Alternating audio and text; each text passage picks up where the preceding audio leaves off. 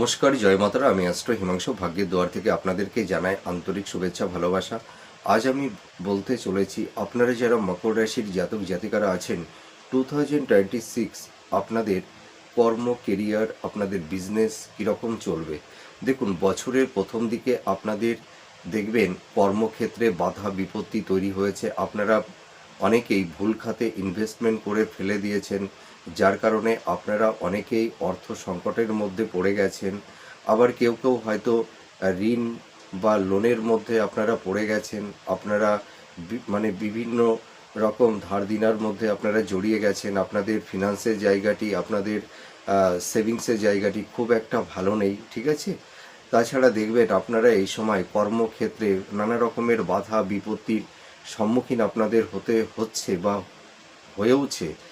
যারা বিশেষ করে কম্পিটিটর আছেন, আপনারা যারা চাকরি বাকরি চেষ্টা করছেন, আপনারা বিগত বেশ হয়তো 1.5-2 বছর আপনারা প্রচুর পরিশ্রম করছেন, কিন্তু শত পরিশ্রম করেও আপনারা সেই লাইফে সেরকম একটা স্টেবিলিটি পাচ্ছেন না, নিজেদেরকে একটা সুন্দর জায়গায় সেটেলমেন্ট করতে পারছেন না, এটুকু আমি দায়িত্ব নিয়ে বলতে পারি।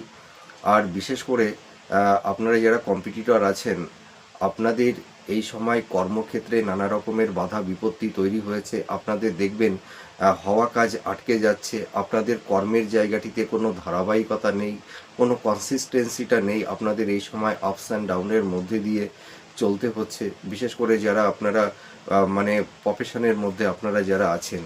কিন্তু আমি একটা কথা বলতে পারি, আপনারা যারা কম্পিটিটর, যারা চাকরি বাকরি চেষ্টা করছেন, আবার হয়তো অনেকের আকস্মিকভাবে আপনারা কর্মচ্যুত হয়ে গেছেন। সেটা হয়তো সরকারি সেক্টরেও হতে পারে। হয়তো আপনারা গভর্নমেন্ট জব করতেন, হয়তো আকস্মিকভাবে হয়তো আপনাদের সার্ভিসটা চলে গেছে, বা হয়তো কেউ কোম্পানিতে জব করতেন, হয়তো আপনারা এখন বেকার অবস্থায় বসে আছেন।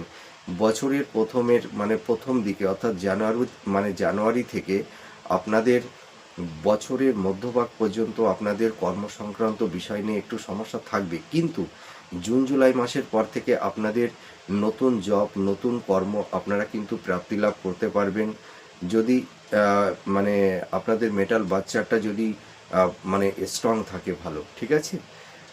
এবং আমি ওভারঅল বলতে পারি, আপনারা কিন্তু যারা কর্মহীন হয়ে পড়েছেন, জুন জুলাই মাসের পর থেকে আপনাদের কর্মের জায়গাটি খুব ভালো হবে। আর আপনারা এই সময় একটু সতর্ক আপনাদের হতে হবে। আপনারা এই সময় হয়তো আবেগতাড়িত হয়ে ভুল খাতে ইনভেস্টমেন্ট করে ফেলে দিতে পারেন। আপনারা এই দিক দিয়ে একটু সাবধানতা অবলম্বন করবেন। আর আপনাদের দেখবেন জুন জুলাইয়ের পর থেকে আপনাদের বিজনেসের জায়গাটাও কিন্তু অনেকটাই বেটার হবে। তো যাই হোক, আপনারা